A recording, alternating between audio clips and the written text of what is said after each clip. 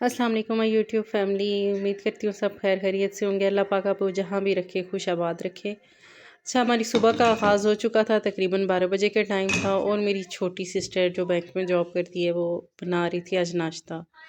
तो माशाल्लाह माशाल्लाह, मैं तो उससे एक्सपेक्ट नहीं कर रही थी कि वो इतना अच्छा भी नाश्ता बना सकती है, लेकिन उसने इतने अच्छे पराठे बनाए लच्छे वाले। मैं तो नहीं खा रही थी, लेकिन वैसे ओवरऑल उसने बाकी सब के लिए बनाए।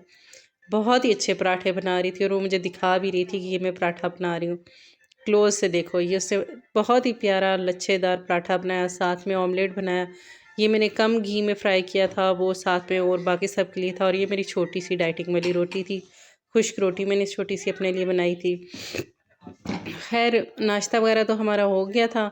उसके बाद मैं तकरीबन 3-1 बजे अपने घर की तरफ आई और जब बाहर देखा तो बहुत अच्छा मौसम हो रहा था और आसमान कुछ इस तरह से था। अच्छा, मुझे इस तरह का आसमान बहुत पसंद है।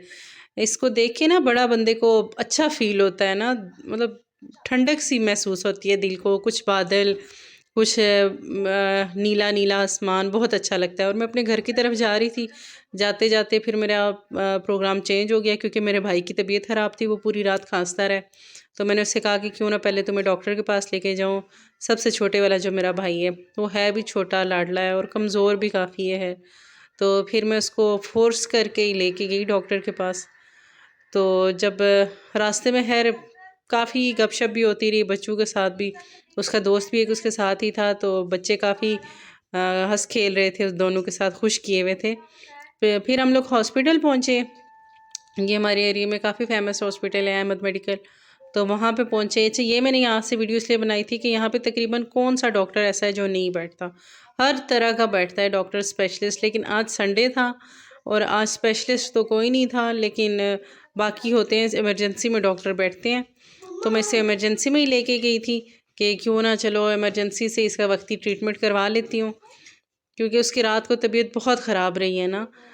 तो फिर खैर जब हम लोग गए हैं तो उसकी मेडिसिन वगैरह लेके तो वापस बाहर आए हैं। तो डॉक्टर ने उसे चेस्ट इन्फेक्शन बताया है और नोबलाइज़ करने के लिए 4 दिन बताया कि इसे 3-4 दिन नोबलाइज़ करवाएं। तो फिर नोबलाइज़र वगैरह तो हमारे घर में था और बाहर निकली हूँ तो मुझे फिर वैसा आसमान नज़र आया, ऐसा रोशन रोशन आसमान। और मैंने उसकी थोड़ी सी क्लिप ले लिया ना, तो बड़ा अच्छा लग रहा था इस तरह का मौसम जो था। तो फिर घर आ गई मैं है। और घर आके तो मेरा प्रोग्राम बन गया कि आज मैं टिंडे बनाऊंगी। और उसके बाद और साथ में मैंने स्टीम रोस्ट बनाना था, उसके लिए मैंने चिकन ले लिया था और तकरीबन एक चिकन से थोड़ा सा ही कम था। और उसको मैंने गर्म पानी में सबसे पहले लहसुन अदरक का पेस्ट थोड़ा सा, फिर नमक और फिर मैंने उसमें सिरका डाल के तो अपने चिकन को तकरीबन आधे घंटे के लिए भिगो दिया था। आधा पौना घंटा भिगोए रखा है ताकि उसमें से खून और जो भी उसके अंदर है ना जमा हुआ होता है, खून वगैरह, स्मेल वगैरह, वो ख़त्म हो जाए और अच्छा सा हमारे चिकन का टेस्ट हो जाए ना। तो खैर ये तो मैंने रख लिया था मैरिनेट करके। साथ में मैंने फिर चिकन का मसाले सारे निकाल लिए थे जो जो मुझे चाहिए थे। और साथ साथ मैं अपना सालन भी तैयार कर रही थी। तो अब ये देखिए कि मेरा चिकन जो था वो मैरिनेट हो चुका था, उसमें से जितना भी ब्लड वगैरह था तो वो सारा निकल चुका था। फिर सालन साथ साथ रख दिया था और इसके लिए मैंने एक मीडियम साइज़ प्याज ली थी, टिंडे में बना रही थी। और साथ साथ मैंने चिकन को पहले फ्राई कर लिया ऑयल में। थोड़ा ऑयल ज़्यादा गरम किया और फिर उसमें मैंने 4 से 5 पीसेस चिकन के डाल दिए। उसके बाद मैंने इसको मैरिनेट करने के लिए तिक्का बोटी मसाला, नमक, मिर्च, हल्दी, चाट मसाला, साबुत धनिया, ज़ीरा और ये सारी चीज़ें डाल दी थी। इसके साथ मैंने 2 चम्मच दही के, हाफ़ लीमू और तकरीबन 3 से 4 चम्मच, मैं तो खैर अपने अंदाज़े से ही डालती हूँ, लेकिन आप 3-1 चम्मच जो हैं वो आप डाल दें सिरके के। और ये अच्छा सा इसका बैटर बना के तो जो चिकन हमने किया हुआ था, फ्राई किया हुआ था, साथ साथ मेरा बाकी चिकन हो रहा था फ्राई, जो फ्राई किया हुआ था, तो उसको फिर मैंने मसाला लगा लिया था। अच्छा, चिकन स्टीम का ये है कि स्टीम चिकन ना मेरे बच्चों को बहुत पसंद है और बड़े शौक़ से खाते हैं। तो इसलिए फिर मैं जिस दिन कोई वेजिटेबल वगैरह घर में बनती है या दाल बनती है तो या फिर मैं कर लेती हूँ, रोस्ट बना लेती हूँ या फ्राई चिकन साथ में बना लेती हूँ या कुछ ना कुछ लाइट सा हल्का सा बना लेती हूँ ना बच्चों के साथ, कि ताकि वो सब्ज़ी खुशी खुशी खा लें, इनकार ना करें। आजकल के बच्चों के नखरे भी तो बहुत हैं। हम छोटे होते थे तो हमारा कोई नखरा नहीं होता था।